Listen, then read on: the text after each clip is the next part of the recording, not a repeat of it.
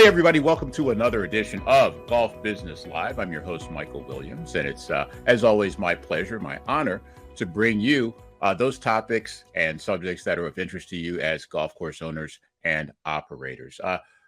This episode is going to be focused on something that's become more and more important to us in our everyday lives as well as in our golf lives. And we're talking about the climate. We all know about climate change. We know about sustainability. We just had Earth Day, which sort of celebrates and brings more attention to those issues that are so important to us and allowing us to preserve our environment, preserve this for our generation and for generations to come.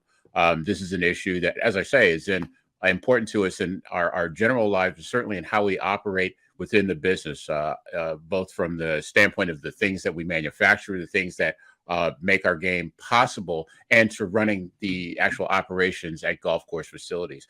Joining me today are two three very esteemed guests who will tell us something about their efforts to work in this field of sustainability within their own purview. We're going to have Tom Romano, who's the general manager of North American operations for Galvin Green, the very well-known maker of the highest quality outerwear in the business. And he's going to talk about that company's mission of manufacturing in a very green and sustainable way. But first will be a couple of owners who you might know from an article, a blog they did recently for the NGCOA and Golf Business Magazine, talking about their journey in sustainability. Please welcome Pamela and Randy Dreyfuss, who are the co-owners of Cañada Flintridge Country Club just outside Los Angeles. Pam, Randy, thank you so much for joining us. Welcome. Thank you. Nice to be here. Yeah, it's great. And thank you so much for that great introduction. And thanks to the Golf Owners Association for covering this really important topic. You are quite welcome. Thank you for taking the time to join us. And I referred to the article that you wrote about this this subject of sustainability. Tell me a little bit about how you got to the point where you were motivated to do something about sustainability. What got you to that point and to writing that article and sharing that with the association? Well, so I mean, let's see. The bad news first is that governments have not been able to come together and make a meaningful difference in carbon drawdown. Basically, we don't have a deal in place, and carbon is emitting into the air at record highs. So we're on course for a very terrible, unlivable future, and that's the really horrible bad news. And if you ask me about my journey, coming to terms with that kind of idea, it's called climate grief, was a big part of it. And ultimately, what happens is you go into this deep, dark place and fearsome place about the future and our kids and your kids and everybody's kids. And then there's only one possible thing to do, and that is to try your very best. And so I would say that defines our journey in terms of our business. We wanted to align our ethics with our business and try to be leaders in the golf industry. We believe that the golf industry has a very, very big role to play, and I'm not so sure that golf course owners and operators are aware of how important a role golf courses have to play. But let's take the conversation from the theoretical to the practical. So there's a lot of people out there who are listening to some of the terms that you have, that you've mentioned, things like net zero and carbon footprint and that sort of thing. I think it would be helpful to sort of nail down some of the definitions of those terms in the context of the owner and operator, things they need to know about these terms as they start to learn about this topic and then begin to implement a plan to implement them at their own properties. Yeah, that's a great question. And neither of us are scientists. So, it's going to Although Randy does look like a scientist. I would take him for a scientist. Yeah. I don't know if it's the hair or the glasses, whatever. But yeah, carbon drawdown means, taking carbon out of the environment stopping burning fossil fuels, which is putting carbon in the environment. There are other ways to carbon draw down. Planting trees, for instance, sequester carbon in the ground. Turf grass, for instance, golf courses, wonderful carbon sequestration right there. They're called carbon sinks. So this is all part of the carbon drawdown idea. In terms of applying it to a business, what we're interested in is reducing our fossil fuel dependence. So when we looked at all of our, when we had an energy audit, something like 50% of our greenhouse gases, which is the carbon, were coming from electricity, burning fossil fuels, coal, oil, gas, whatever. And so that's the first thing that we want to eliminate is our biggest polluter, essentially, which is our electric use. Mm-hmm. I'm trying to think. Net zero, I can't really define it exactly. It's a little bit of an amorphous term. And I think that zero is better than net zero, in my opinion. I'm not a big fan of carbon exchanges and stuff like that. To me, it's just prolonging it's sort of buying your way out. And I don't believe in that. I think you have to do what's right and reduce your carbon use. It's pretty, it just comes down, it distills down to reduce your carbon use, stop burning fossil fuels. Okay. If you think of golf courses as green spaces, which they are, they're generally 100 acres in the middle of a urban or suburban environment they're parks. And if there are 15,000 plus golf courses in the country, and that's 15,000 green spaces, and that are habitats to flora and fauna that the benefits of golf courses are not only experienced by golfers, but by communities that surround the golf courses. Cleaner air, Right. Less pollution, better water filtration into the water table, habitat for animals to come through in a way that like a public park is, because we have these out of play areas that are natural, whereas a park, every area is, accessible. So we have a real, golf courses have a real role to play. That's what we want to say here. I think it's an excellent message of, we can do well and we can do good at the same time. We don't have to choose one or the other to be financially successful or to bring benefit beyond what goes on the golf course and in the cash register. I love that messaging. You guys you felt a moral imperative to do this, and then you still have your fiscal responsibility to the golf course, because if you don't operate at a profit, then Right. you're a business, you can't do this. How did you go about the process of finding out how to do it and then making it work in the context of your budget and your financial realities as an operator? I think we'll speak about our solar pursuit. And so the first thing, it's a great question, because when we started this, I started to do research online. It was quickly overwhelming. Like, what the heck do I do? What do we do? There are a million like green things, and some of it's a lot of BS. So we really didn't know where to begin, even though we knew a lot of things. So we were ultimately smart in that we hired a consultant. And that consultant did an energy audit. And that was the first, if you can measure it, then you can reduce it, right? So once we had the measurements in place, we kind of knew what to do. And the first thing was, as I mentioned before, stop burning fossil fuels in the name of energy, electricity. So, and how would we do that? Well, it turns out we had all these bids on a solar array. Well, it's like $1.5 to $2 million, depending on if you get batteries for backup. It's outrageous, really expensive, despite the fact that there are great federal incentives, by the way. So, so at that point, we started to struggle with, all right, well, how do we finance it? And maybe you should just speak to this. Well, so we got a number of, we submitted an RFP and we got proposals from a number of solar developers. And the path that we're pursuing now, we are in the process of implementing the solar field that will be down on our golf course, in between a couple of fairways. And we're doing a power purchase agreement, let's call this a PPA, which is something that exists in California. I don't think it exists in every state. It does exist. I looked it up. No, not every state, but many states. So it is an option. Excellent. Okay. Where a group of investors basically creates a solar energy company from which the club will purchase at reduced rates that are generally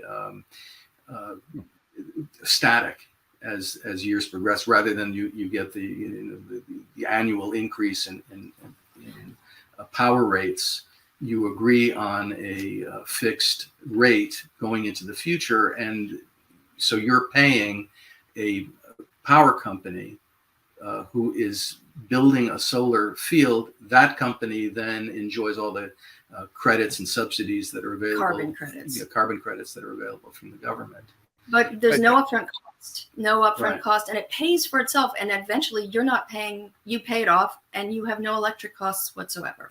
The important thing, they get the tax credits also. The important thing is to reduce your carbon emissions. Number one.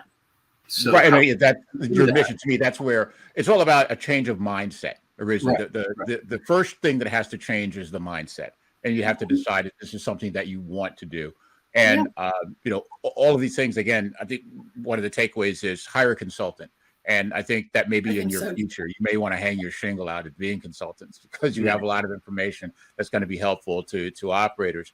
But I just, as we wrap up, I want to confirm that there's so much information that people need to get about their own golf courses and plug this into their thing. But I sense that this is a long-term journey. This isn't something that you do over the course of 6 months or a year or something like. This is a long-term commitment for you, is it not? Absolutely. And I do want to say, being a resource, I have an email. And I would love to be a resource to any golf course owner operators that have questions. I'd love that. Great. And again, so we're looking at to implement everything that you're planning. Is it a 1 year, 2 year, 5 year, or just out to the horizon in terms of implementing the ideas that you have? Well, I think a 5-year plan is something that we're looking at right now. The biggest thing is trying to implement this solar array on our grounds.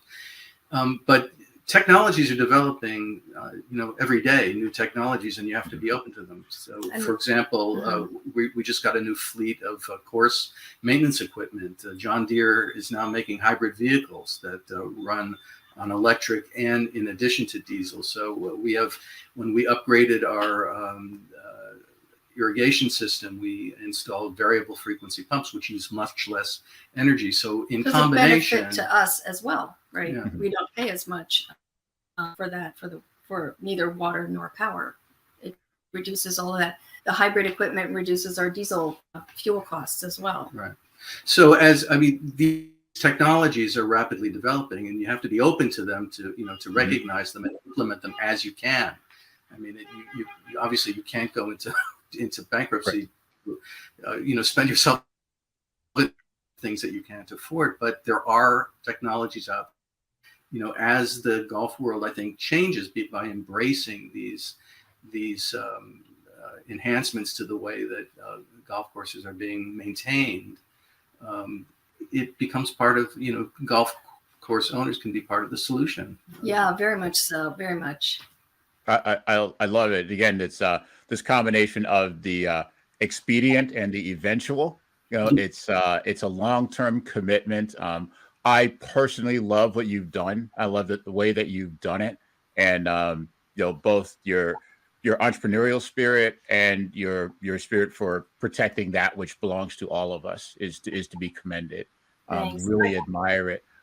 Thank you so much for sharing that. And as you continue your journey, I expect we'll be knocking on your door to have you share some more about what you've learned and how you can advise others to go on their own journey for sustainability. Thank you so much for having us. And I just want to say, with all the gloom and doom, talking about climate grief, we all are beautiful. People are beautiful. The world is beautiful. And we all want to protect it. And so I implore you to do what you can every minute of every day.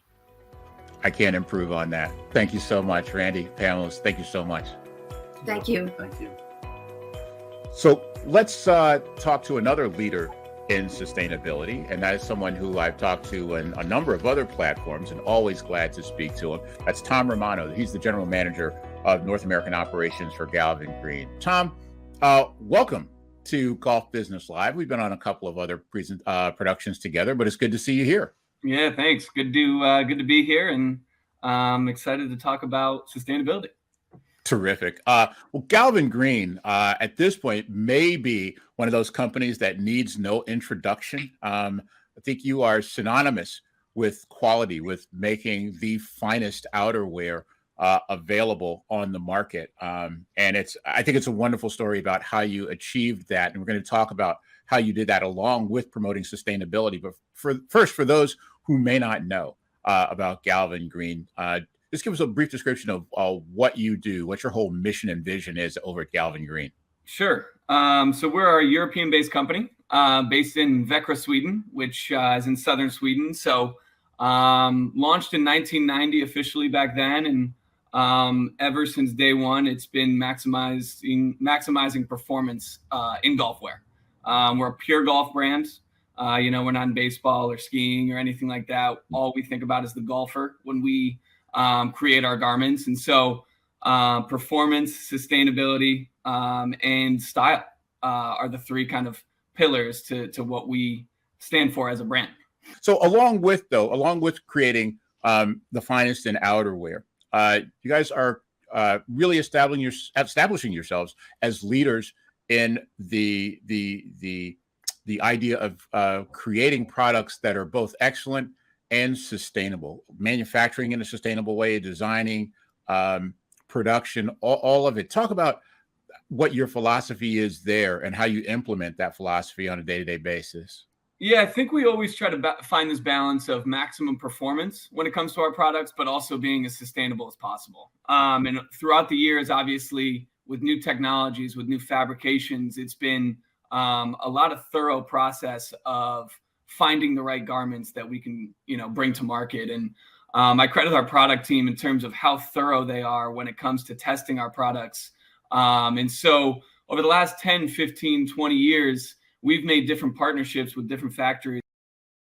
Companies like 𝙬𝙑, whose mission has been for a long time of being very eco-friendly, using a fabric that is biodegradable. And so those are the kind of partnerships we always look for. And I think a lot of other fabrications and textile companies look to us when it becomes a product to market, knowing our representation or reputation in the marketplace. Again, the idea of going green in golf has become a global initiative. It's global in its scope and in its participation. There's something called the 𝙬𝙑𝙝 Foundation. You talk about that and what they're doing for sustainable golf and about your partnership with them. Yeah, I mean, I think the partnership with them has just found that we are synonymous in finding technologies that are revolutionary when it comes to sustainability. And so it just matches up what we kind of do to create products that are made to last. And that's what the 𝙬𝙑𝙝 Foundation is basically looking for, is less of a carbon footprint from a lot of these brands. And when it comes to that kind of initiative, Galvin Green is at the forefront of it. We produce products that, again, Gore-Tex jackets that have lifetime guarantees, more guarantee, longer guarantees on our Insula products and things like that compared to a lot of other brands. So I think that sustainability and carbon footprint has made 𝙬𝙑𝙝 Foundation such a good partnership for us, knowing that that's what they really stand for. Mm-hmm. And, you are a designer of product, and clearly you manufacture a product, but it's not done necessarily at your headquarters in Sweden. Like most clothing manufacturers, you will have production facilities around the world. Talk to me about how you hold those facilities accountable and keep them aligned with your mission for being sustainable. Yeah, we partner also with global textile supply criteria firms and companies that really hold facilities to their top standard in terms of what we produce. Mm-hmm. And so when we look for new, factories or manufacturers, we always look to make sure that they are Blue Sign approved, which is one of those criteria to make sure that they are using the right amount of electricity, water, working conditions. Those are all things that we want to make sure that every factory that we use it those standards. And so it's something that, again, it's a thorough process. We never hop in without knowing everything. Mm-hmm. And every 12 months, we make sure that they adhere to those standards, or else we have to look elsewhere to produce our fabrics. And so, China, Portugal, Italy, we source from all over the world to speak to that balance of the best quality products, but also the most sustainable products we can find. Mm-hmm. And just to bring it home, for the to the listeners and watchers, viewers who are taking this in and want to have Galvin Green at their facilities. I know that Galvin Green is not going to be like the discount brand, in the store. It's going to be somewhat pricier than other items. And I guess I want to ask two questions. Number one, is it now easy for retailers and golf course operators to get your products into their shops? And number two, do you give them advice on how to market the product? Because I think people need to understand the value proposition when they see a number. Yeah. So, I always say there's 15,000 golf facilities in the US. We target basically the top 1,000 as the ones that we feel fit our product and our brand the best. That to say is that I think we can expand on that, knowing that our footprint is getting better. And in terms of education, to your point of educating these our account base on what the product is, why it is the price that it is, it's an important aspect, because when you're selling a $700 rain jacket, people need to know why it's $700. And the beauty of it is, over the last 7 years, I've been with the company here in the US, and we've seen such great growth year over year, knowing that even with the price points that we have, there's a demand for the product. And I think in this day and age in golf, people want quality. I think it speaks over all, businesses and things like that, is that they'll pay extra knowing if it's sustainable and that it performs. And obviously we consider ourselves very, very high up on that list on both of those aspects. You guys have done a magnificent job. I think you definitely are producing a quality product. I know I've said, and we've talked about before, that the Galvin Green gear that I have will probably be worn by my son and his son, assuming we're the same size, and so on. It's a generational type of product, which is another way that sustainability is manifested. And not only you're manufacturing sustainability, you're manufacturing with a conscience, and I think that's to be commended. As always, a pleasure talking to you, Tom. Congratulations on all you've done, and we'll have you back in when there's something new and different to talk about Galvin Green. All right? Absolutely. Hopefully it's soon, and appreciate your time. You got it, my friend. Thanks, Michael. How about that? That's really, to me, outstanding and inspirational stuff from both the Dreyfusses at Cañada Flintridge and from Tom Romano at Galvin Green, to be able to take this business, which is, we know it's difficult and there are complications and it's a tough business, but to say we're going to make a commitment not only to be the best, but to do as best we can, not only for ourselves, but for everybody else. It's that kind of spirit of selflessness that really makes me proud to be a part of the industry. It's really great stuff from them. I want to take a quick break. We'll be right back with the folks from Toptracer, who are going to explain how they are helping golf course owners and operators to transform the experience that golfers have when they come to visit them. It's great stuff. You won't want to miss it. So stay right where you are. We'll be right back. Golf Business Live, Michael Williams. See you in a minute. Welcome back to Golf Business Live. I'm your host, Michael Williams, and I'm not ashamed to say it. When I first was into the golf operations business, the first call that Topgolf made in the United States landed on my desk. It was a spontaneous cold call because Topgolf wanted to put the first facility on one of our golf courses in Washington, D.C. that was right next to National Airport and have everybody fly in. We did manage to get that deal done, and so I don't work with Topgolf, and therefore there's a whole nother string of bitterness that goes with that. But I have always been fascinated by Topgolf and all of its iterations and how it's grown and how it's so prevalent in the golf industry, and in many ways is the part of the key part of the future of golf.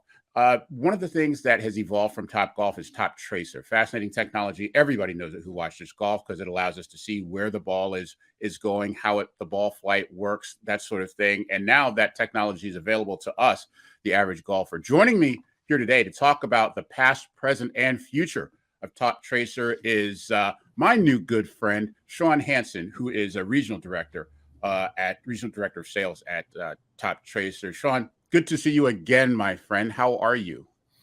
Morning, Michael. Well, thank you for the warm welcome, and yeah, always good to see you. As you said earlier on, after meeting you under the tree at Torrey Pines, it's always great to be reconnected with you.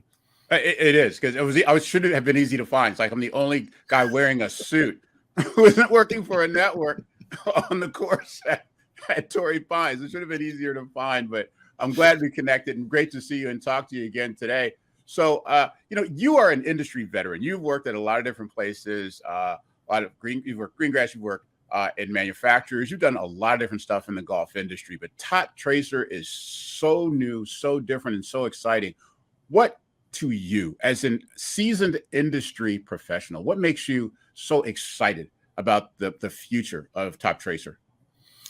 I think to me, I always had this noble notion about, wanting to change golf or wanting to be a participant in growing the game of golf.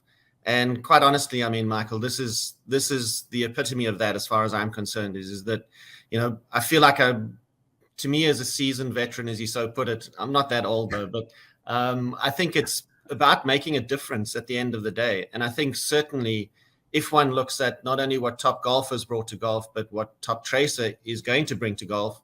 And to your point is, yes, there is a period of time that we have spent out there, but I think certainly going forward is in 3 to 5 years, if you don't have range technology, then you're going to be left behind. And I had the distinct pleasure of being at our new Topgolf 𝙬𝙤𝙀, where there's actually a 10-hole golf course next to it, where you can actually take a video of your swing with a trace, with the information. I mean, it's awesome. I mean, it's next level stuff, but I think the technology we have and what we bring to golf and what we are going to bring to golf, I think it's amazing. So that's where I get my inspiration from. Excellent. I couldn't agree more. I think you have the same opinions that I do, and I don't have nearly as much insight as what's going on with Toptracer as you do. But for those who may not know, talk to me a little bit about Toptracer, how it evolved, where we first saw it, which was on, I believe, the broadcasts for Fox with the USGA, which is one thing that remains from that controlled power skid. But talk to me a little bit about where it came from and what it is now as a product. So in actual fact, I mean, Daniel Forsgren had the foresight sitting back in his couch one day watching golf, not being able to see where the ball was going. And I think, all of us had the same challenge, right? Is that we just never knew or could see where the ball was going.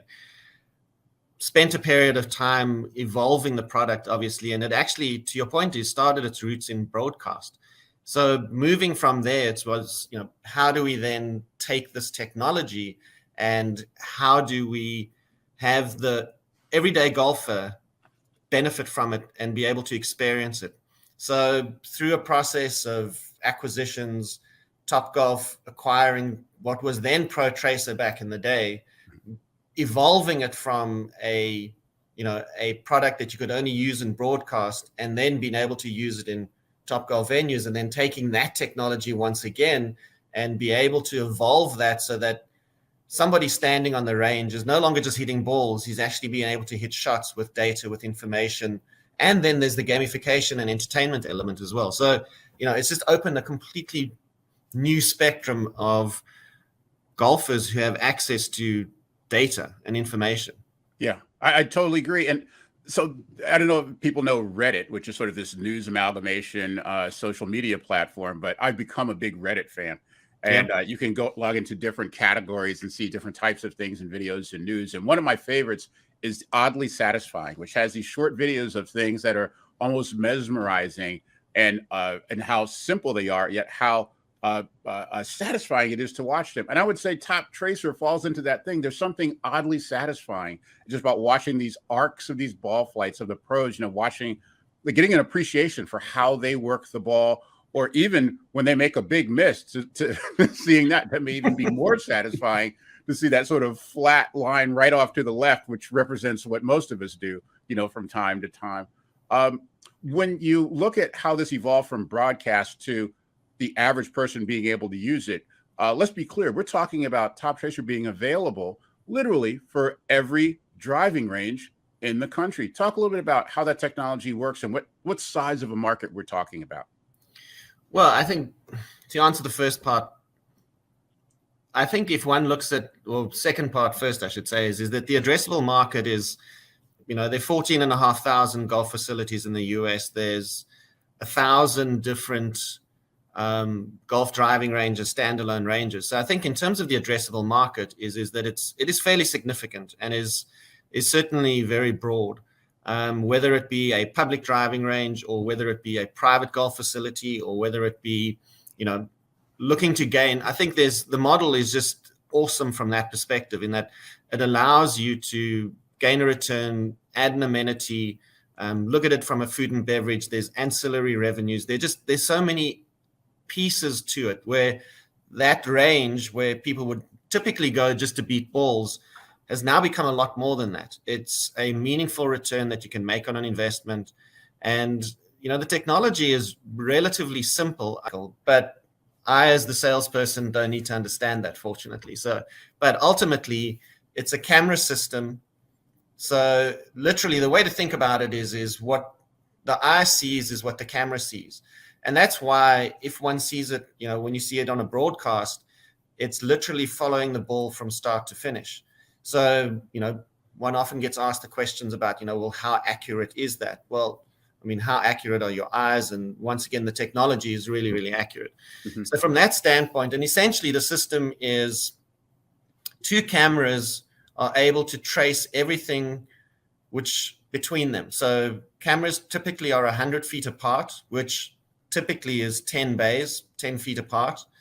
And they are then able to trace everything in between up to a depth of, 40, 50 yards. So, the question often asked is, well, what happens when we move our tee line? Do we move the cameras? No, the cameras are, they planted, but based on the technology, you are able to actually pinpoint your position on the range and then obviously gain all the data from that point.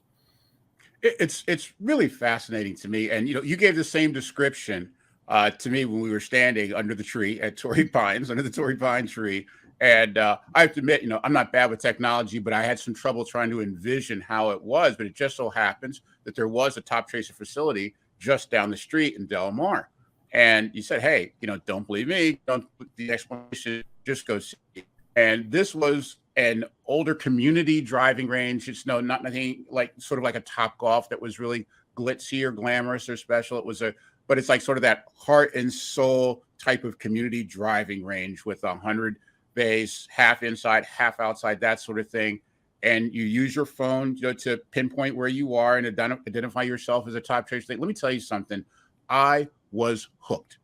From the first 3 balls, absolutely hooked. And all I wanted to do was go out and buy stock, because this is, forget buying buckets. I wanted to buy stock. I wanted to be a part of this thing, at a financial level. That's how impactful it is, I think, as an experience. And this is what the core of this thing is, right? Because we've all recognized now in golf that bringing people to the facilities is about creating an experience. And I think that's what Toptracer is at the end of the day, right? A new and compelling experience for the new golfer and the experienced golfer alike. No, I think that's the great thing about the product, Michael, is I think at the end of the day is not only is it for that avid golfer who wants to work on his numbers, and that's what we have seen, quite honestly, is that from a demographic perspective is that definitely more women are engaged. There are a lot more children. You're seeing a lot of families. So I think from that perspective is not only does it appeal to that avid golfer who's looking to improve his skills, but it's looking to those who are interested in the game or have a level of interest in the game. And I think that's where, if one looks at the opportunity that there is tying it in with our top golf venues, where you're literally looking at bays to fairways of what does that transition look like. And it goes back to my opening comments with regards to, making a difference and, growing the game of golf. And I think this is a meaningful way of actually doing that. And again, this is something that's available to golf course owners, facility operators to enhance and improve their current range facilities. So again, whether you have 2 bays or 200 bays, this is something that's going to be available for all operators to take advantage of. No? Correct. Yes, I think, that's my role at the end of the day. So, we have a sales team across the United States, and, that's what it is. It's the opportunity to go out there and give people the opportunity of, being exposed to what is really a differentiating and, groundbreaking technology that will not only give people more opportunity on property, it's about spending more time on property, I guess, at the end of the day, hitting more balls, more often. So it's about, and that's why I said early on as well, it's not about going to a range now and just hitting balls. You can now actually go to the range and hit shots. You can go out there, and when you have the monitor version of the product, is you can go out and play Pebble Beach, you can play St. Andrews. So there's the engagement and interaction, and just across the spectrum. There's a game called Go Fish, which for, the starter is you can go out there and just hit shots, and you can then create an aquarium. And so there are all these interesting nuances to it where, it's not just a range product. There's a lot of other things, but also if one looks at it from an ancillary revenue perspective, there are leagues, there are events, we have a leaderboard. So you could literally run hourly, daily, monthly, annual competitions. So it's so rich in terms of, the things that you can do with it. It's not just, it traces a ball. It traces a ball, but it does a lot more than that as far as your business is concerned and the experience is concerned. Indeed. And, we have places, obviously we have Top Golf where this technology is being used. So something as innovative and new and cutting edge as Top Golf, but something that's right at literally the original DNA of golf at St. Andrews. You go to golf facilities there, and at St. Andrews you have it. So I think you've pretty much covered the universe as far as that's concerned. We got a couple of minutes, and I don't want to take you too deep into your sales pitch, but assuming that anybody's convinced now, I'd like to take a look at this. I know that people are fighting costs now and also trying to increase revenue. But in my understanding of it, this is technology that brings many rewards, but is surprisingly affordable and easy to install. Correct. So if one looks at it from a cost perspective, essentially we work on a lease. There's no upfront cost. The only request that we have is that there be power to the T line, so that we can actually power cameras, and then there's obviously, an internet service required as well. But the thing is, and that we can do through numerous ways. But I think at the end of the day, it's a 60-month lease term with no upfront costs. And that lease term includes any updates, and every update, to be honest with you, any new products that are launched. So, from that perspective, and then there are ancillary services that go with that. So we have you'll have a dedicated resource from an account management perspective.